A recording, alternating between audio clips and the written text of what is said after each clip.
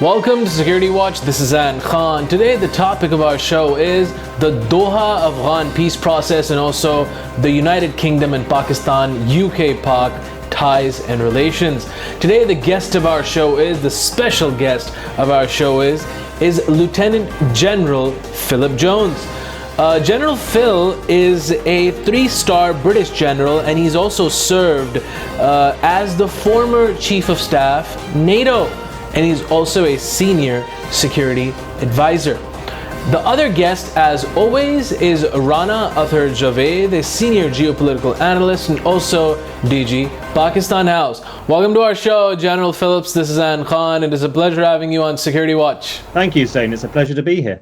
Welcome to our show, as always, Rana Athar Javed. It is a pleasure having you on our show. Thank you very much, Zain. General Phillips, let's get to the first question. What is your assessment of the Doha peace process, the Afghan peace process, and its implementation? The prisoner exchange and intra-Afghan dialogue is progressing. Do you think that the peace in Afghanistan will be achieved through these mechanisms? Well, I mean, it's a long process, Zain. And, many years ago, I gave up making predictions. I'm an eternal optimist. And as you may have seen from my bio, I spent a lot of time in Afghanistan. And a part of that time, I was working with the Afghan government on behalf of NATO and ISAF to see what we could do on the military side to support a peace process. And that was back in 2010. That was 10 years ago. And we were optimistic then. And everyone said it was going to be long and it's difficult. But one has to, if you are going to be optimistic about this, you have to take one step at a time and recognize that talking is better than not talking, and that concrete steps are better than no concrete steps. It's hugely complicated. There are lots of factors involved with this. There are lots of moving parts. It's not the sort of thing that you can necessarily draw to a conclusion like at the end of a war movie or something with some wonderful peace process where everyone sits down and signs a document. There are so many other things at play. What I would say is at least the peace process is now firmly in the political lexicon and in political dialogue in the way that it wasn't. People have tangible things to deal with around prisoner exchanges and things like that. And that's far, far better than we have been in the past, albeit that violence is still terrible. Mr. Athar Javed, what is your expert opinion on this matter? Do you think that peace could be achieved in Afghanistan? I think actually I'm also then very optimistic, but of course cautiously optimistic. I think it will achieve in terms of, as Phil pointed out, that it is regarding that it's now in lexicon and things are moving and the tangible on the ground.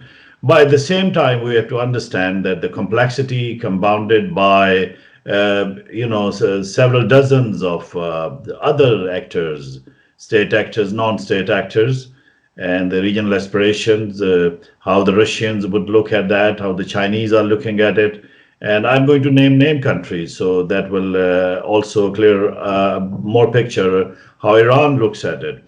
Obviously, at the moment, United States and NATO members, states, all of them, and ISF, they are trying their hard to find a way out of it in a way in which it's not about, as we mentioned always, that it's not about victory or loss. It's about maintaining what is remaining, actually, inter-tribal relations within, which are very complex within Afghanistan.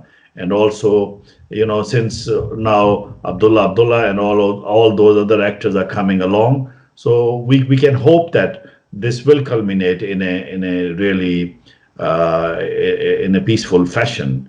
But at the same time, of course, there are things needs to be done on the ground by Afghan government.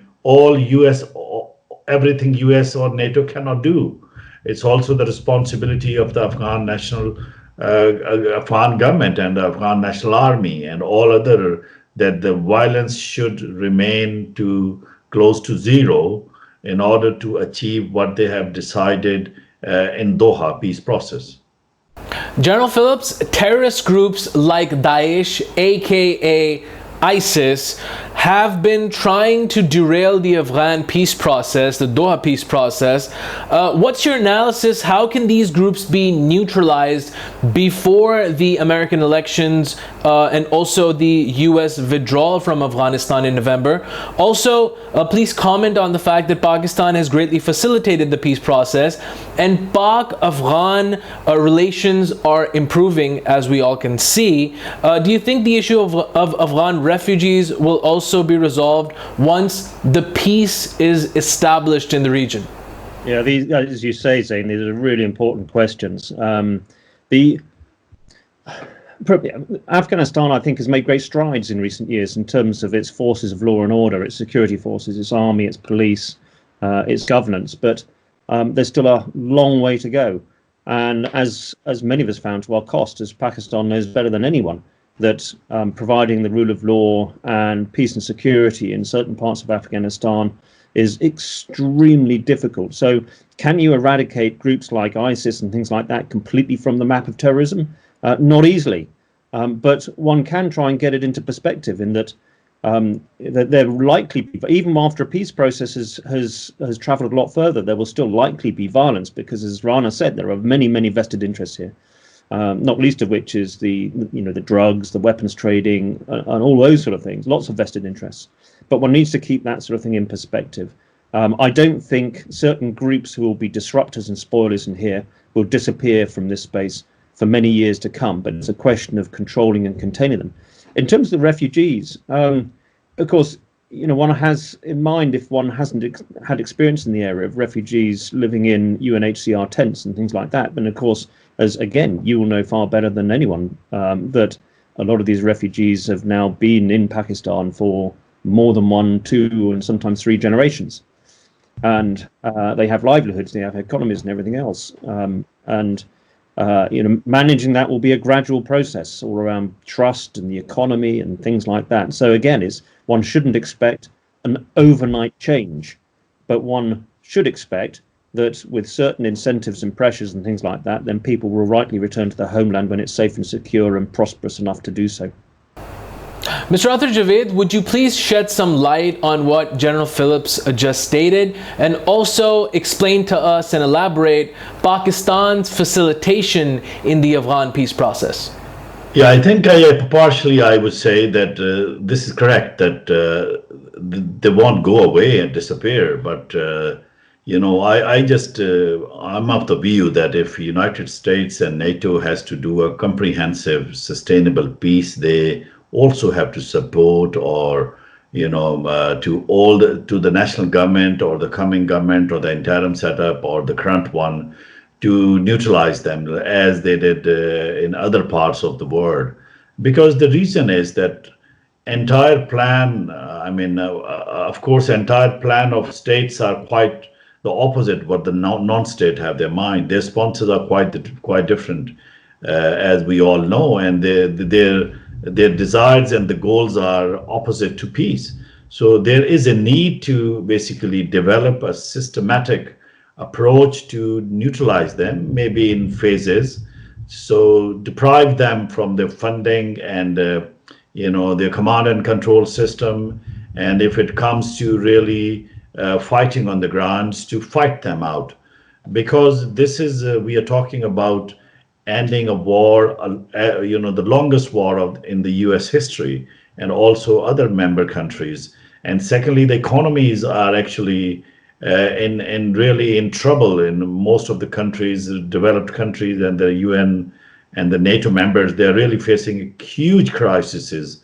So there is a need that they should create that kind of window where it should be, the peace can be achieved without these non-state actors. In terms of, I can add one more thing, that since we were talking about the spoilers, we in Pakistan, normally the approach is that India makes India makes the Pakistan-centric policy in Afghanistan. In Pakistan has no objection, of course, that India should have a relationship as a nation state.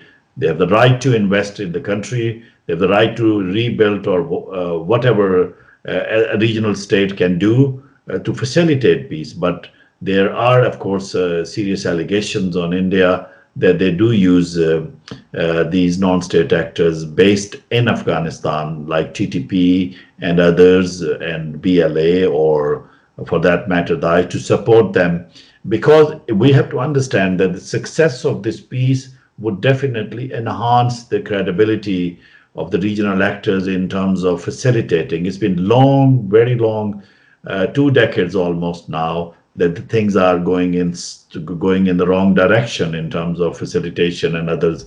There are objectionable approaches which were adopted by the former U.S.